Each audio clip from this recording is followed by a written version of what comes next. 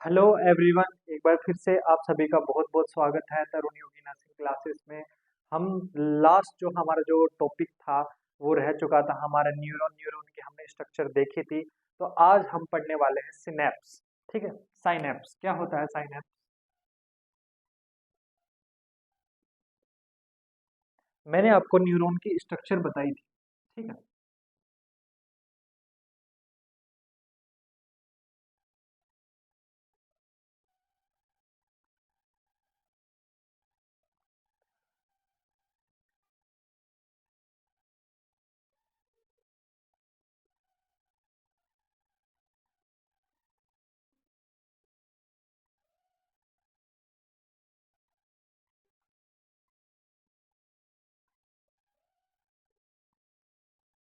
ठीक है, ये एक न्यूरॉन सेल माने। तो इस न्यूरॉन से जब दूसरे न्यूरॉन जब इस न्यूरॉन से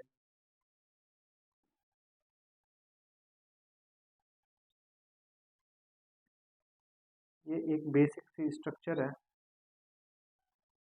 ठीक है, जब एक न्यूरॉन से दूसरी न्यूरॉन जुड़ती है, ठीक है, तो ये वाला हिस्सा, ठीक है, इसके बीच में आप गैप देख पा रहे हैं। ठीक है, जब एक न्यूरॉन दूसरे न्यूरॉन से जुड़ती है तो इसके बीच में एक गैप पाया जाता है, गैप जंक्शन,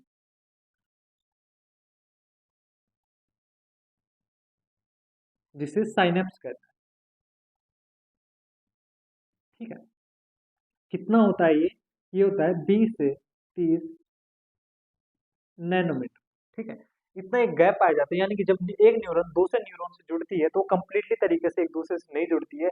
उसके बीच में एक गैप जंक्शन पाया जाता है जिसे हम बोलते हैं क्या, स्नैप्स। ठीक है, अब इसके टाइप क्या क्या हो सकते हैं।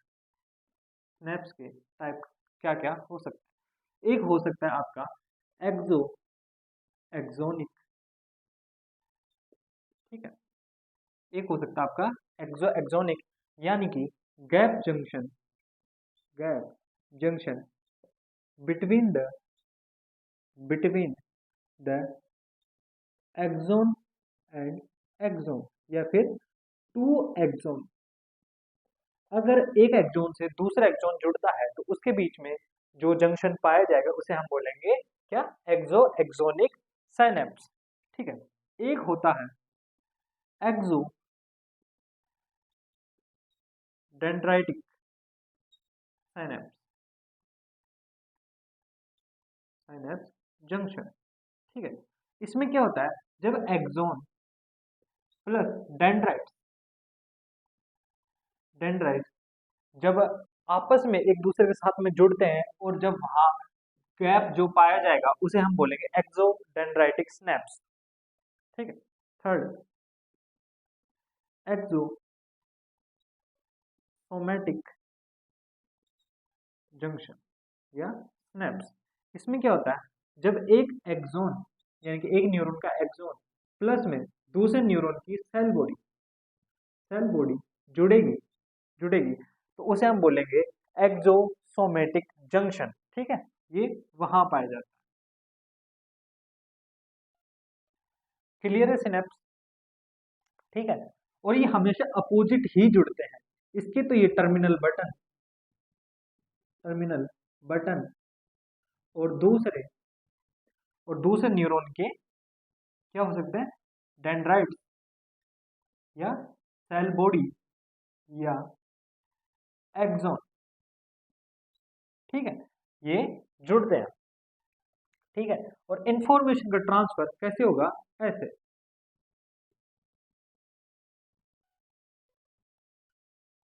ठीक है, इतना क्लियर है। ये कैसे ट्रांसफर होगा ये मैं अभी आपको बताऊंगा। कैसे यहाँ पे एक्शन पोटेंशियल जनरेट होगा वो भी मैं आपको बताता हूँ। ठीक है, स्नैप्स क्लियर है।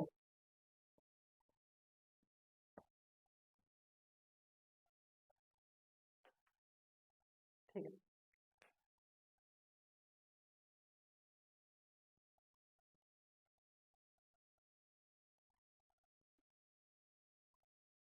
ये हमने माना कोई हमारा न्यूरॉन है और ये हो गए हमारे डेंड्राइट। ये हो गया एक्सॉन। और ये वाला पार्ट हमने बताया था, इसे बोलते हैं एक्सॉन हिल्लॉक। ठीक है, इसे बोलते हैं एक्सॉन हिल्लॉक। तो क्या होता है, तीन सोडियम आयन, तीन सोडियम, ठीक है, तीन सोडियम आयन, जैसे सोडियम, सोडियम एंड सोडियम, इनका होता है इनफ्लक्स, ये अंदर आते हैं। ठीक है, ये अंदर आएंगे, कहाँ जाएंगे, ये अंदर। और क्या होगा, दो पोटेशियम आयन, एक पोटेशियम, दूसरा पोटेशियम, ये निकलेंगे बाहर, ये निकलेंगे बाहर। तो इन आयन एक्सचेंज की हेल्प से, जब ये आयन एक्सचेंज होता है तो यहाँ पे एक एनर्जी प्रोड्यूस होती है, एनर्जी प्रोड्यूस होती है, जिसे हम बोलते हैं एक्शन पोटेंशियल। ठीक है, और कहाँ जनरेट होती है, ये होती है एक्सॉन हिल्लॉक के ऊपर।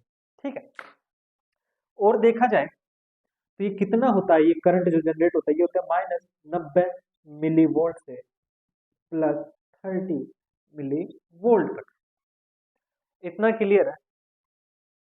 ठीक है, आपने देख लिया किस तरीके से जो एक्शन पोटेंशियल जनरेट हो रही है। अब हम देखेंगे इम्पल्स एक जगह से दूसरी जगह कैसे ट्रांसफर होगी, और न्यूरो मस्कुलर जंक्शन क्या होता है। ठीक है, न्यूरो मस्कुलर जंक्शन, ठीक है, क्या होता है, तो ये आप डेंड्राइट मानिए। ठीक है, इन्हें हम बोल देते हैं ACH रिसेप्टर। ये होता है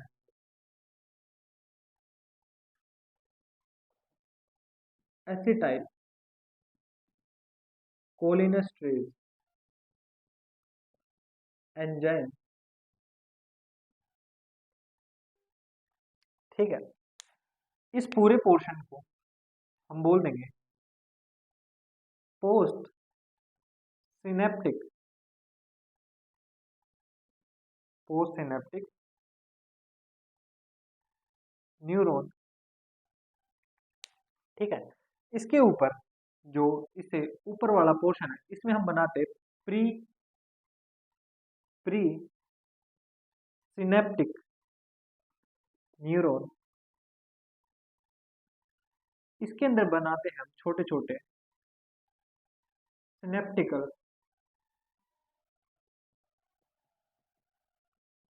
वेसिकल। ठीक है, ये वाला हिस्सा हो गया सिनेप्टिकल क्लेफ्ट,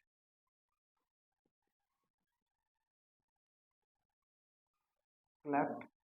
ठीक है, इनके अंदर भरा होता है ACH, ACH, ACH acetyl choline. ठीक है, यहाँ पाए जाते हैं कैल्शियम जनेटेड चैनल। ठीक है, ये है आपका न्यूरोमस्कुलर जंक्शन। अब किस प्रकार से यहाँ पे जो एक्शन पोटेंशियल है, वहां से जो इम्पल्स है वो दूसरी जगह जाएगी, वो कैसे जाएगी, तो यहाँ मैं आपको फ्लो डायग्राम के थ्रू बताता हूँ। फर्स्ट अपना काम जो होगा, फर्स्ट जो काम होगा वो क्या होगा, एक्शन पोटेंशियल जनरेट,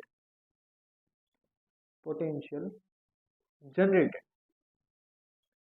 और कहाँ जनरेट हुई थी आपको पता है, एक्सॉन हिल्लॉक के ऊपर। ठीक है, एक्शन पोटेंशियल जनरेट होगी, उससे क्या होगा, जो कैल्शियम जनरेटेड आयन चैनल है, ठीक है, ये क्या होगा, ये खुल जाएंगे, ओपन होंगे, ओपन होंगे। तो ओपन होने से क्या होगा, कैल्शियम का इन्फ्लक्स होगा, कैल्शियम अंदर की तरफ घुस जाएगा, इन चैनल से कैल्शियम अंदर की तरफ घुस जाएगा। और कैल्शियम के अंदर घुसने से जो ACH कंटेनिंग कंटेनिंग जो सिनेप्टिकल वेसल्स थी, ठीक है, वेसिकल थी, वो फट जाएगी, और वो फट जाएगी तो क्या होगा, ACH एसिटाइल कोलिन रिलीज हो जाएगा। क्या हुआ, एसिटाइल कोलिन रिलीज हो गया। ये एसिटाइल कोलिन जाके अपने स्पेसिफिक रिसेप्टार पे जाके बाइंड होगा। ACH bind with ACH receptor, ठीक है। तो ACH जाके, ACH के जो रिसेप्टर हैं ये वाले, इनके ऊपर जाके बाइंड हो गया, ठीक है। इनके बाइंड होते ही क्या हुआ, सोडियम का इन्फ्लक्स हुआ, इसमें हुआ मसल्स के अंदर, ठीक है। और मसल्स में जैसे ही सोडियम का इन्फ्लक्स होगा तो हो जाएगी कॉन्ट्रैक्ट, ठीक है। तो न्यूरोमस्कुलर जंक्शन की मदद से जब न्यूरोनल इंपल्स मसल्स के अंदर जाती है और मसल्स को कॉन्ट्रैक्ट एंड रिलैक्स, ठीक है। अब मैं आपको कुछ इंपॉर्टेंट क्वेश्चन बना देता हूं, ठीक है। जैसे structure and functional unit of nervous system, answer जाएगा आपका न्यूरॉन। वही question change, structure and functional unit of neuron, neuron की खुद की क्या होती है, इसकी होती है सिनेप्स, ठीक है। Next question, important important ion इन नर्वस सिस्टम, तो आपका आंसर जाएगा सोडियम, ठीक है। नेक्स्ट क्वेश्चन, इंपॉर्टेंट आयन इन मसल्स, तो मसल्स में आंसर जाएगा कैल्शियम। इंपॉर्टेंट आयन इन सीवेस कार्डियोवैस्कुलर सिस्टम, उसमें जाएगा पोटेशियम। तो ये क्वेश्चन भी पूछ लिए जाते हैं, इंपॉर्टेंट क्वेश्चन है सारे, पूछ लिए जाते हैं। इतना आपको क्लियर है। इसके बाद अब हम पढ़ते हैं न्यूरोगीलिया या गिलियल सेल। हमने बताया था कि नर्व सिस्टम में दो प्रकार की सेल पाई जाती है, एक न्यूरॉन और दूसरी गिलियल सेल। तो अब हमारा जो नेक्स्ट टॉपिक रहेगा वो रहेगा ग्लियल सेल, गिलियल सेल या न्यूरोगीलिया,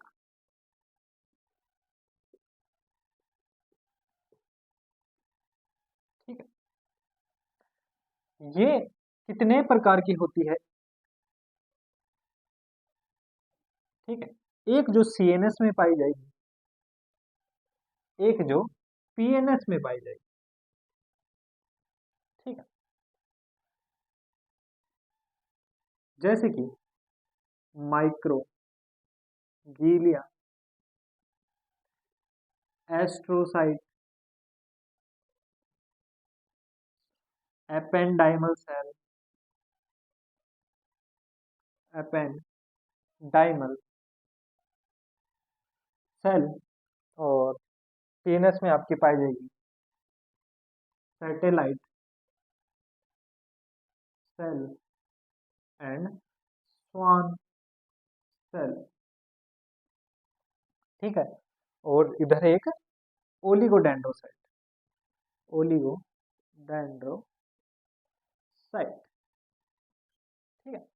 ये सेल पाई जाएगी। ये है CNS की और ये है PNS की सेल। तो इनको हम एक एक करके देखेंगे, इनको हम एक एक करके देखेंगे।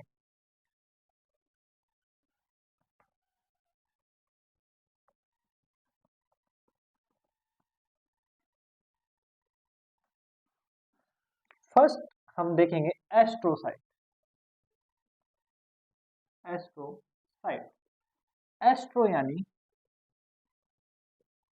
जो कैसी होती है, स्टार, जो स्टार शेप जो सेल होती है उसे बोला जाता है एस्ट्रोसाइट, ठीक है। और साइट क्या होता है, सेल। ये होती है मोस्ट अब्यूडेंट सेल, अब्यूडेंट सेल। प्रचुर मात्रा में पाई जाती है, बहुत ज्यादा पाई जाती है। ठीक है। और टोटल न्यूरोगीलिया की बात करें तो न्यूरोगीलिया जो नर्वस सिस्टम के अंदर जो न्यूरॉन होती है, उसे 100 गुना ज्यादा पाई जाती है, 100 गुना ज्यादा पाई जाती है। और क्या काम करती है? सपोर्टिंग का काम करती है, सपोर्टिंग। ठीक है। सबसे ज्यादा पाई जाती है। ये सेल क्या करती है? ब्लड ब्रेन बैरियर बनाने का काम करती है। ठीक है, बहुत इंपॉर्टेंट क्वेश्चन है कि ब्लड ब्रेन बैरियर बनाने का जो काम है वो कौन सी सेल करती है? तो वो करती है एस्ट्रोसाइट। ठीक है। ब्लड ब्रेन बैरियर होता क्या है? जैसे सपोज ये आपकी ब्लड वेसल्स मान लीजिए, और यहाँ पे हम आपकी एस्ट्रोसाइट सेल मान लेते हैं।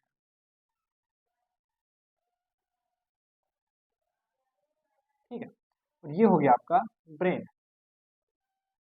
ठीक है।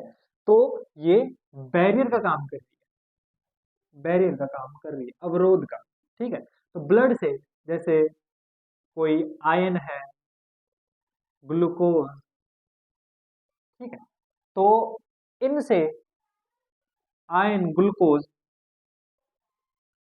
इसको ब्रेन को देने का काम कौन करेगी? ये एस्ट्रोसाइट करेगी, इनके थ्रू ही आएगा।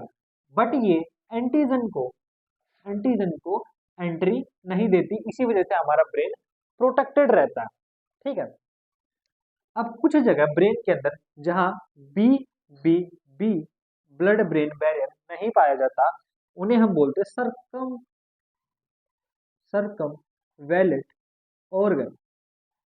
उन्हें हम बोलते हैं सर्कमवैलेंट ऑर्गन। ये ऑर्गन कौन कौन से हैं आपके? Hypothalamus, hypothalamus, pituitary gland, pituitary gland, pineal gland, pineal gland, and आपका सीटीजेड सेंटर, कीमो टैक्सिक टीगो ट्रिगर जोन। यहाँ पे आपके ब्लड ब्रेन बैरियर नहीं पाया जाता है। तो जो HIV वायरस होता है वो आपके ब्रेन पे अटैक ब्रेन पर अटैक इन्हीं सर्कमवैलेंट ऑर्गन के थ्रू करता है। इतना क्लियर है? एक क्वेश्चन, अगर सीटीजेड सीटीजेड सेंटर डायरेक्टली स्टिमुलेट हो जाता है, आपने कोई भी मेडिसिन ली, डायरेक्टली स्टिमुलेट हो गया क्योंकि वहां पे ब्लड ब्रेन बैरियर नहीं पाया जा रहा था जो कि उस ड्रग को वहां पहुंचने से रोकता, तो स्टिमुलेट होगा, और स्टिमुलेट होने की वजह से आपको नोजिया वोमिटिंग की शिकायत देखने को मिलती है। ठीक है। ये इसी की वजह से होता है। सेकेंड जो हमारी सेल रहेगी वो रहेगी माइक्रोगीलिया। माइक्रोगीलिया, ये माइक्रोगीलिया क्या होता है? ये होता है मोनोसाइट का ही रूपांतरण होता है। मोनोसाइट का मॉडिफिकेशन होता है, कहाँ होता है? ब्रेन के अंदर होता है। ठीक है। ये क्या काम करती है ये मोनोसाइट? ये जो कैंसर सेल होती है, कैंसर सेल होती है, उसको डेस्ट्रॉय करने का काम करती है, उसको डेस्ट्रॉय करने का काम करती है, यानी कि फैगोसाइटोसिस का काम करती है। ठीक है। और इस कैंसर से एक और चीज याद आई, most common cancer in adult, तो आप आंसर देंगे गीलियोमा, गीलियोमा। ठीक है। Most common cancer in child, बच्चों के अंदर कौन सा मोस्ट कॉमन कैंसर देखने को मिलता है? तो मेडुलो ब्लास्टोमा। ठीक है। ये दोनों क्वेश्चन भी बनते हैं। अब हम बात करते हैं हमारी नेक्स्ट सेल की।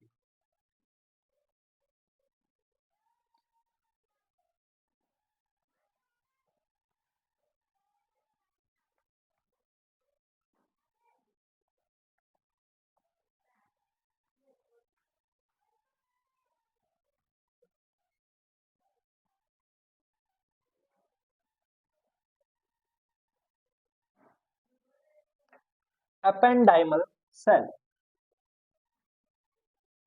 Ependymal cell. ये सेल क्या करती है, ये जो लेटरल वेंट्रिकल होता है, जो मैं आपको आगे बताऊंगा CSF प्रोडक्शन के टाइम पे, इसकी लाइनिंग बनाती है। ये क्या करती है, form form inner lining of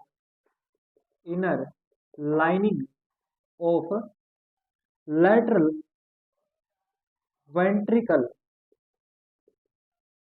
ventricle known as choroid plexus। ठीक, उसको क्या कहा जाता है, choroid plexus कहा जाता है। एंड choroid plexus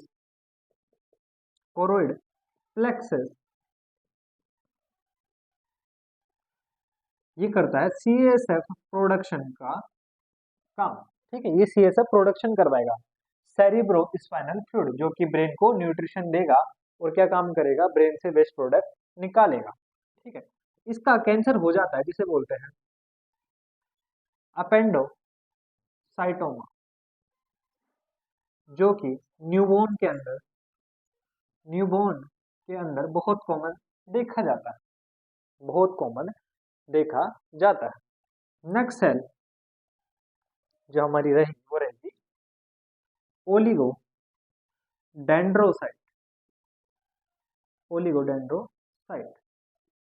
ओलिगो का मतलब होता है फ्यू, ठीक है, डेंड्रो मतलब ब्रांच, साइट यानी सेल। ठीक है, ओलिगो यानी फ्यू, डेंड्रो यानी ब्रांच, साइट। तो ये बहुत कम पाई जाती है। एंड ये क्या काम करती है, ये CNS के अंदर जो सेंट्रल नर्वस सिस्टम है उसके अंदर माइलिन शीथ बनाने का काम करेगी। माइलिन शीथ जो मैंने आपको बताया था। ठीक है, ये माइलिन शीथ क्या करता है, जो इम्पल्स होता है उसको गति देता है, इम्पल्स को गति देता है। तो आपकी एक प्रॉब्लम होती है जिसे हम बोलते हैं, क्या बोलते हैं, मल्टीपल स्क्लेरोसिस। इसके अंदर क्या होता है, इसके अंदर जो आपकी ओलिगोडेंड्रोसाइट है वो क्या हो जाती है, डेस्ट्रॉय हो जाती है। तो माइलिन शीथ टूटने लग जाती है। ठीक है, डेस्ट्रॉय होती है। तो इसकी वजह से जो देखा जाता है वो देखा जाता है डिसेंडिंग पैरालाइसिस, ऊपर की बॉडी से नीचे की बॉडी की तरफ पैरालाइसिस देखा जाएगा, क्वेश्चन बनता है। डिसेंडिंग पैरालाइसिस किस बीमारी में देखा जाता है, तो नाम आएगा मल्टीपल स्क्लेरोसिस। मल्टीपल स्क्लेरोसिस किस सेल के डिस्ट्रॉय होने की वजह से हो जाती है, ओलिगोडेंड्रोसाइट। इतना क्लियर है? ठीक है, अब हम नेक्स्ट सेल देखेंगे। जो हमारी नेक्स्ट सेल होगी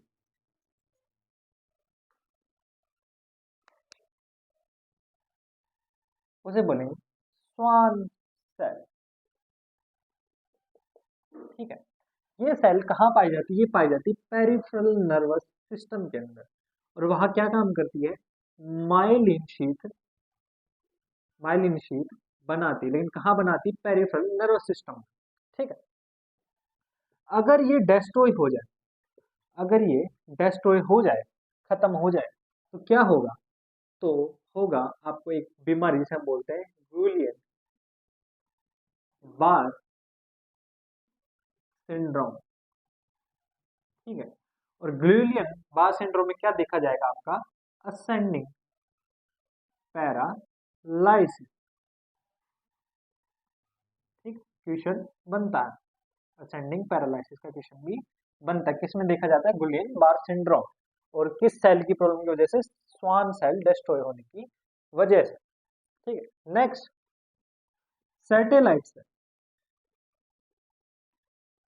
ये मोस्ट इंपॉर्टेंट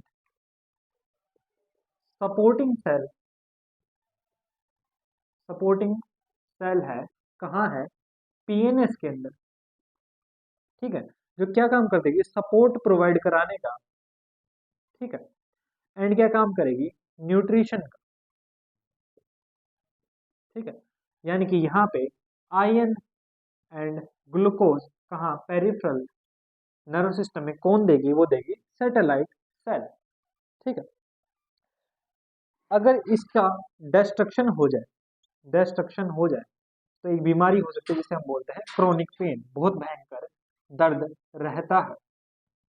ठीक है, उसे हम बोलते हैं क्रोनिक पेन की प्रॉब्लम हो जाती है, किसकी वजह से, सैटेलाइट सेल डिस्ट्रॉय होने की वजह से। ठीक है, तो आपको मेरी क्लास मुझे लगता है थोड़ी बहुत तो पसंद आई होगी। अगर आई हो तो अपने फ्रेंड्स को मेरी क्लास शेयर करो और लाइक करो और मेरे चैनल को सब्सक्राइब करवाओ और जल्दी से जल्दी मेरे फॉलोअर्स इंक्रीज करवा दो। आप मुझे इंस्टाग्राम के ऊपर भी फॉलो कर सकते हैं, मेरी आईडी है तरुण योगी 21 के नाम से। तो प्लीज़ अपना सपोर्ट बनाए रखना। थैंक यू सो मच मुझे सुनने के लिए।